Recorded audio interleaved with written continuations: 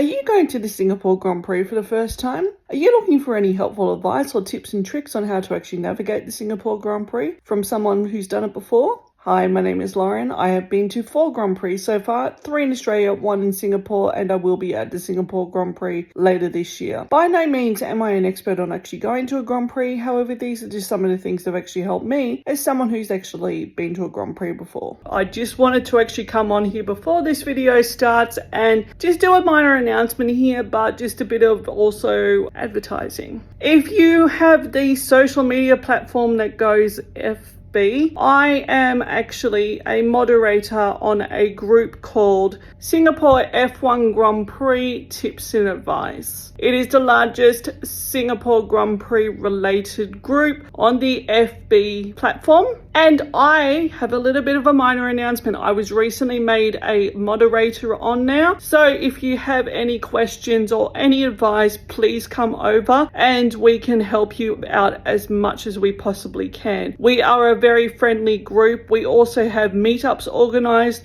throughout the Grand Prix weekend and also discounts as well at certain businesses. So if this interests you, please come on over and we will help you out as much as we can. Back to the video. So if you have a food allergy or a food intolerance and you're a little bit concerned about how to navigate the Singapore Grand Prix, this would be the video for you, because what we're going to be talking about is how to actually go navigate it. Now, officially under the terms and conditions of the Singapore Grand Prix, you cannot actually bring your own food into the event. So what can you do? So for me personally, last year I contacted the Singapore Grand Prix organizers. I explained that I actually have a host of food intolerances and what is the best way I can go about to guarantee that I'm eating my safe food at the track. And they replied with this: if you've got a medically diagnosed allergy or food intolerance, to actually bring a letter from your treating doctor. But there is actually a catch. Some people have actually said to me, oh, well, we had no issue bringing our own food in. However, on the other hand, I've actually heard of people saying, well, we didn't have a doctor's certificate, so we've actually had to throw out our own food. So to cover all bases, I would highly recommend actually getting a doctor's note and why you need to bring your own food in with you. Now, I do want to actually mention that there will be vendors around the circuit park. The Grand Prix organizers will actually say whether or not this vendor can cover some sort of dietary requirement. Now, if you have a very severe allergy or a very severe intolerance where even just a trace amount of your trigger food will actually cause you to have a reaction,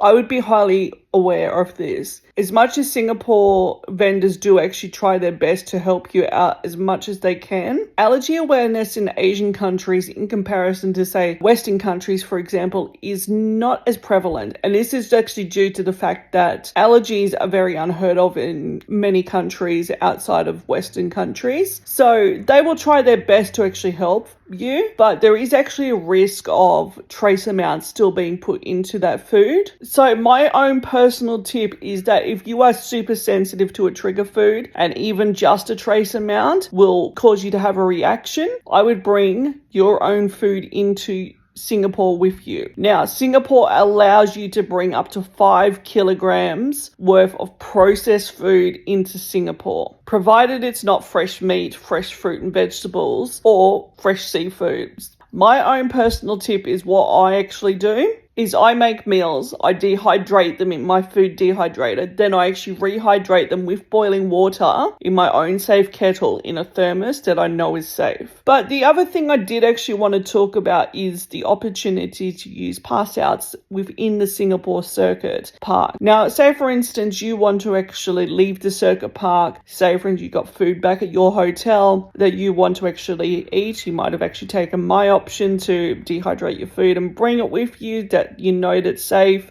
You might actually have snacks or something of that nature at your hotel room, or even you've actually found a great restaurant that actually can cater for your needs. Pass outs are actually available. All you need to do is that upon exiting, make sure your ticket is scanned out. You've got to make sure that your ticket's scanned out, otherwise you might not be able to get back in for the day. There is food courts within Suntec City, Raffles City, and also Marina Square, where you'll be able to see if you can find something that you might be able to eat. Or the other option is to go back to your hotel and actually eat what you know is safe. Just an FYI, food prices will be actually considerably cheaper if you go to any of these food courts around the circuit park in comparison to maybe food that might be purchased inside the circuit park. Now, if you are gluten-free or celiac, I would highly suggest looking up this website called internationalglutenfree.com. It is a guide for gluten-free spots around Singapore. However, you do actually have to pay money to get this list. However, if you are wanting to make sure that you actually are eating gluten-free in Singapore, it has been highly recommended by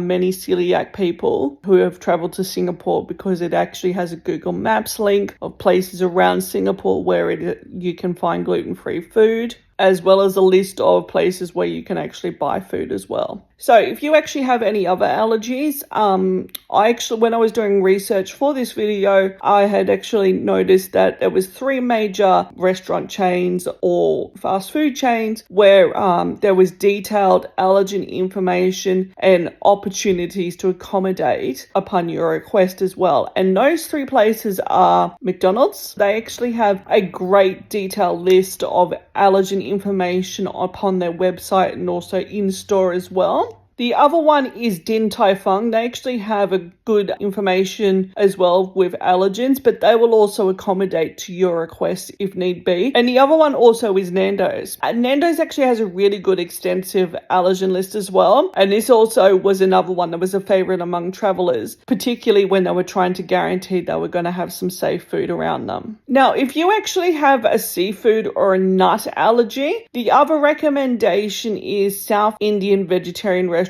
And there's loads all through Little India. And generally they are either nut or seafood free because most of these restaurants are vegetarian. The only catch is that they won't be actually dairy or egg free. So if you have other allergies that actually are that, you might be at risk. So if you are looking for any kind of local spots with allergy-friendly options, look at this blog post down here, which I've got the link for here. And they actually have a great list of places where you will be able to actually eat in Singapore that's a little bit local. So I actually hope that this information here will be able to give you some sort of idea of what to look out for, but also be able to actually enjoy the Singapore Grand Prix without actually the risk of any health issues and any worry or anxiety that might actually happen with eating a food that you do not know, but also eating food without any kind of anxiety or anything like that. Safe travels, happy eating, peace out, guys.